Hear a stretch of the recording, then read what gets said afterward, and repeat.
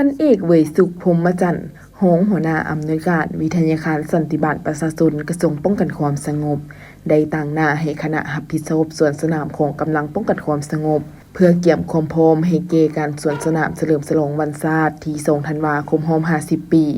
ให้สัมภาษณ์ต่อสื่อมวลชนป้องกันความสงบในวันที่4พฤศจิกายน2025นี้ว่า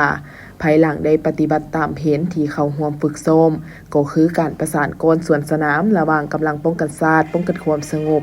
สังเกตเห็นได้ว่าพื้นฐานทางด้านเทคนิคมีความเป็นเอกภาพดีพร้อมเดียวกันก็ยังได้ปรับปรุงแก้ไขบางด้านโดยเฉพาะเมนบรรดารูปแถวระยะห่างและด้านเทคนิคต่างๆคณะรับผิดชอบจะได้ถอดถอนบทเรียนและปรับปรุงแก้ไข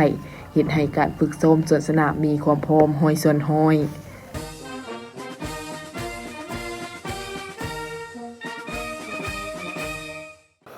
เพื่อภายหลังที่พวกเราได้ปฏิบัติตามแผน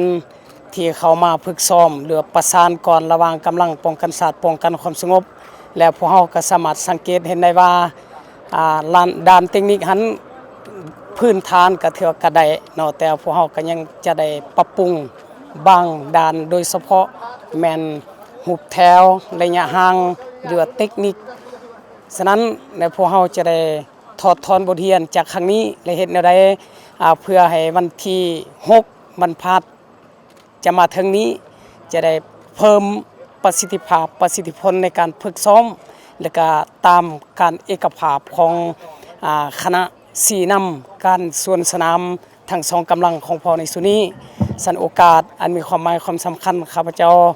ทางคณะพักคณะนำก็ขอแสดงความขอบใจนำบรรณาทานอวยพรบรรณาทานจงมีความเข้มแข็งแข็งแรง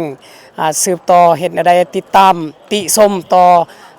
ทั้งสองกำลังของพอในโอกาสต่อไปขอขอบใจ